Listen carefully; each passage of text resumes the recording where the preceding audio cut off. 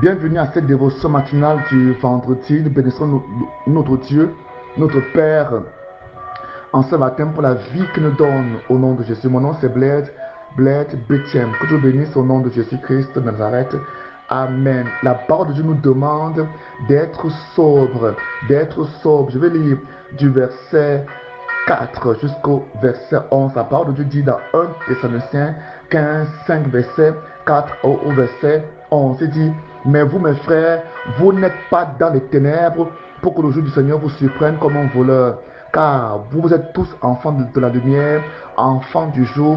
Nous n'appartenons ni à la nuit ni aux ténèbres. Nous dormons donc pas comme le reste des hommes, mais restons vigilants et sobres. Ici, la parole de Dieu nous conseille à être vigilants et sobres.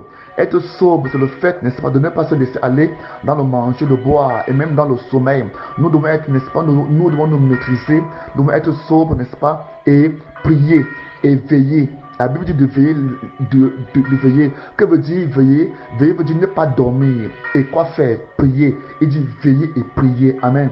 Dans la nuit, un chrétien ne doit pas dormir complètement. Tu n'as pas allé à 20h pour te réveiller à 5h du matin. Ce n'est pas bien. Tu dois te réveiller la nuit à une certaine heure, à minuit, à 3h, 2, 3h, 4, 5h et prier 1h, 2h de temps avant d'aller au travail. C'est ce que la parole de Dieu te demande parce que tu es un chrétien.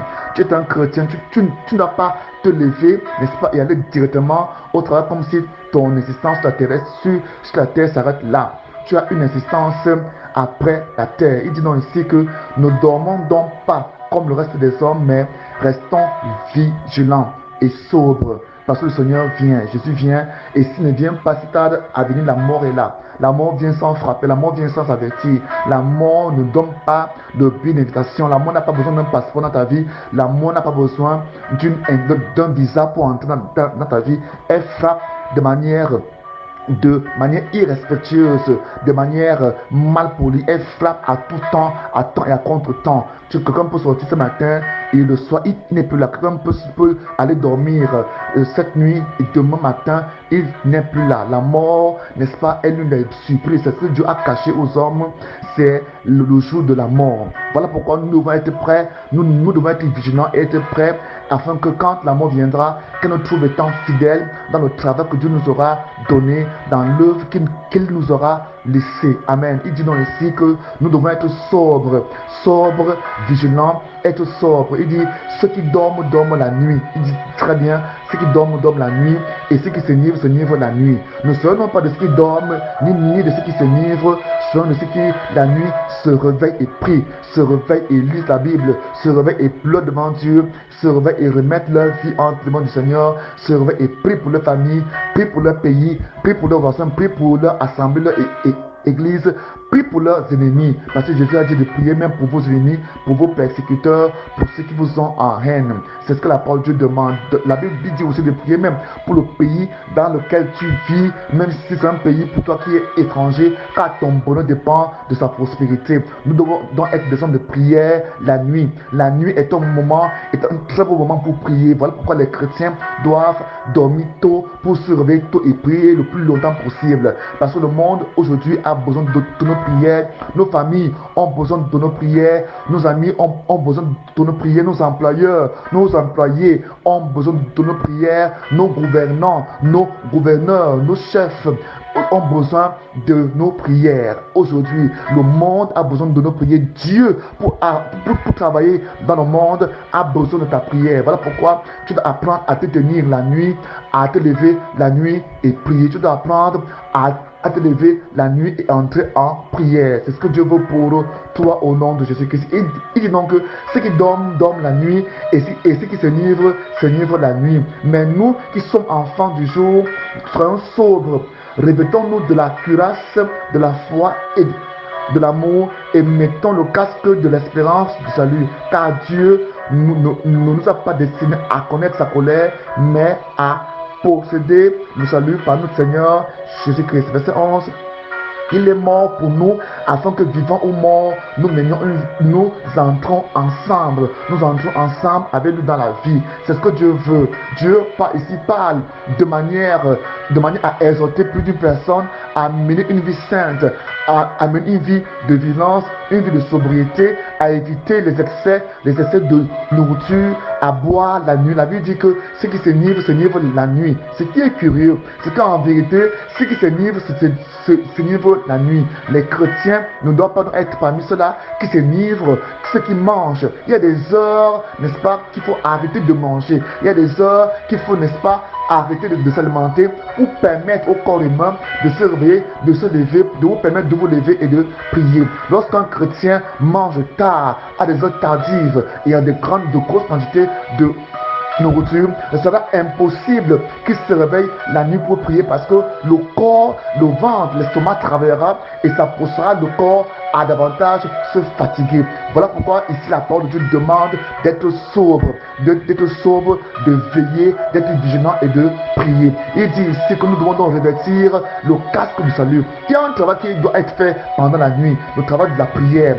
C'est un travail de préparation, c'est un travail, n'est-ce pas, d'apprêtage pour l'enlèvement, pour la journée. C'est un travail qui te permettra de contrôler ta journée par la prière, de prier pour ta journée. Il y a beaucoup de chrétiens qui se lèvent le matin sans prier, surtout le dimanche.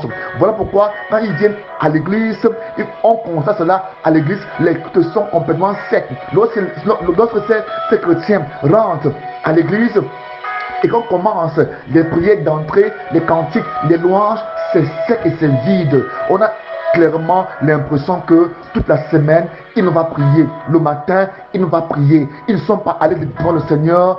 C'est pourquoi ils sont étrangers à la présence de Dieu. Beaucoup de chrétiens sont ici aujourd'hui étrangers à la présence de Dieu dans les assemblées. Ils viennent en spectateur. Ils viennent, n'est-ce pas, en auditeur pour écouter, pour voir, comme si c'est un spectacle, comme si c'est un film. Non. Ce matin, Dieu dit que tu dois apprendre à te lever la nuit et travailler à ton salut. Travailler pour ta vie spirituelle. Le pasteur fait sa part à l'église, il vient pour te fortifier, pour t'équiper, mais le reste, tu le fais devant le Seigneur la nuit, en prière et en journée.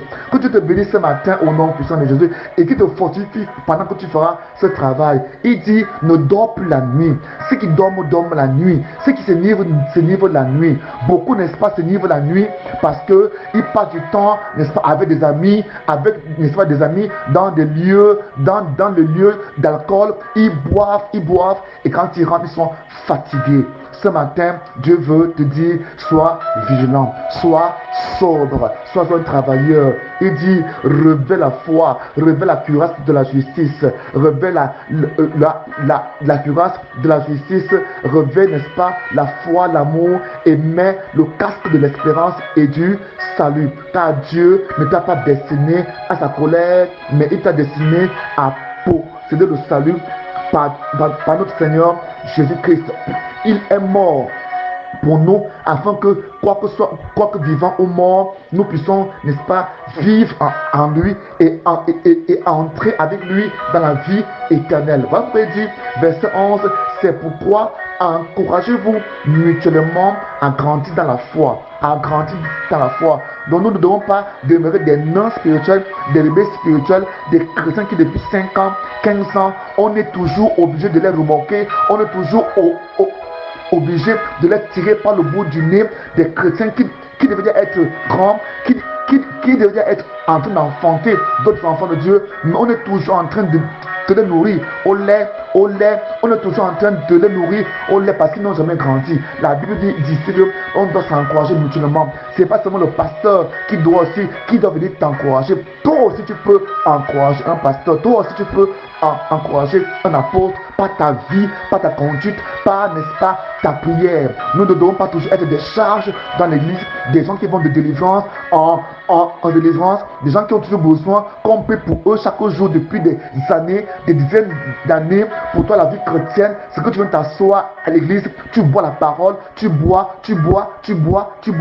et quand tu sors de l'église, tu la vomis depuis 10 ans, 15, 20 ans, tu ne changes pas, tu ne grandis pas, tu n'évolues pas. Ce matin, Dieu te demande de prendre ta vie chrétienne, ta vie spirituelle à deux mains. Lève-toi, prends courage, car personne ne fera cela à ta place. Il y a des choses que personne ne fera à ta place. Notamment ta croissance spirituelle, c'est pour toi d'abord. Voilà pourquoi ce matin, Dieu te dit que tu dois, n'est-ce pas, être un instrument d'encouragement pour quelqu'un. Toi-même, tu dois t'encourager toi-même et grandir dans la foi comme tu le fais déjà. Soyez bénis au nom puissant de Jésus-Christ. Amen.